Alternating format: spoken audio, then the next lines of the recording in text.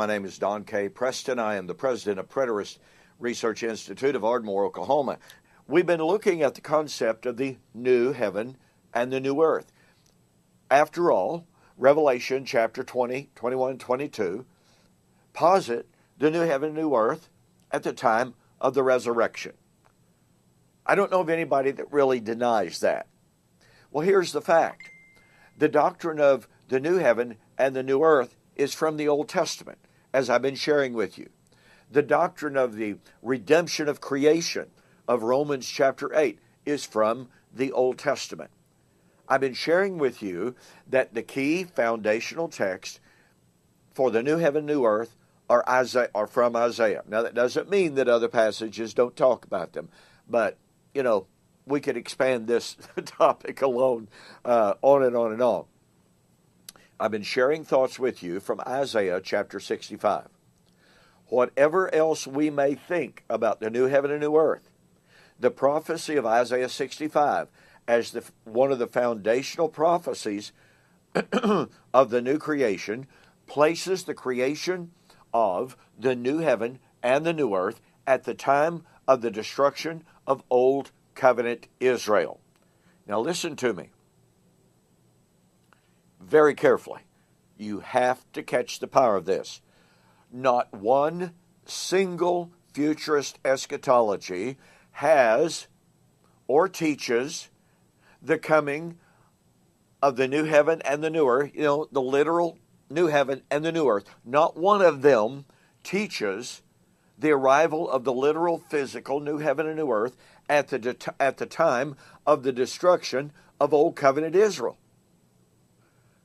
There's something wrong here, because that's exactly what Isaiah teaches. So if your doctrine of the new heaven and the new earth does not contain the reality that the new heaven and the new earth does not come until and does not come without the destruction of Old Covenant Israel, then your eschatology is wrong. Pure and simple, there's no way out of it. Now let me show you what that means. If you accept the fact that Isaiah 65 is one of the foundational prophecies of the coming new heaven and new earth, and you take it as a prediction of the so-called end of time, then one of two things is a reality. Number one, Israel, Old Covenant Israel after the flesh, remains God's covenant people until the end of time, and at the end of time, she is destroyed. After all, Isaiah 65 has Israel destroyed to bring in the new creation. Secondly, if you identify Israel here as the church, and so the new heaven and the new earth comes at the so-called end of time, then that means that the church is destroyed at the end of time.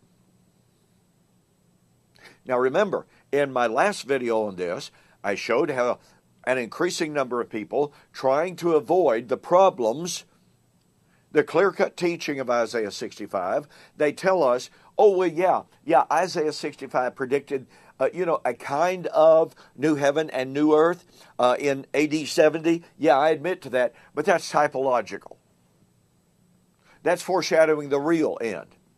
Well, if Isaiah 65 predicted the arrival of new heaven and new earth in AD 70, then guess what? There was no physical new heaven and new earth of any kind in AD 70. Planet Earth was still here. Same rocks and trees, bugs, slugs, and mosquitoes. So how does that typify a literal physical new creation?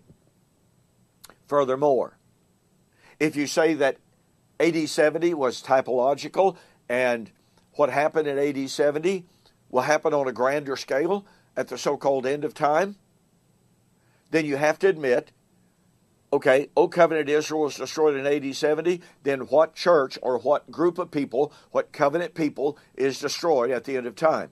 Old Covenant Israel would be destroyed and a new people would be created with a new name. Okay, what covenant people is destroyed at the end of time? And what new covenant people is created? And what is the new name that is created at the end of time? Folks, look, you can't just make these willy-nilly theological claims without seeing what it demands. And so I ask you again, does your eschatology have a place for it in the doctrine of the new heaven and new earth? Does it provide for the destruction of Old Covenant Israel after the flesh, being destroyed at the so-called end of time? If your futurist eschatology believes and accepts, as virtually everyone admits, if you believe and accept that Isaiah 65 is the foundational source, it's the fountain from which New Testament eschatology of the new creation flows. Okay, if you admit that, but if you deny that Old Covenant Israel will be destroyed at the end of time to bring in this new heaven and new earth, then you've misinterpreted Isaiah chapter 65. You've misunderstood the doctrine of the new heaven and the new earth. Isaiah 65 teaches without any doubt, without equivocation, it is absolutely undeniable. This new creation would come in when Old Covenant Israel would be destroyed. Thus, once again,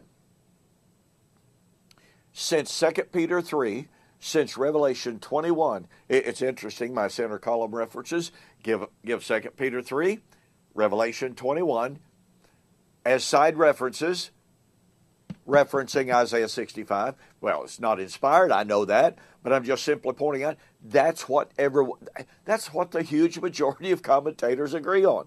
Okay. So once again,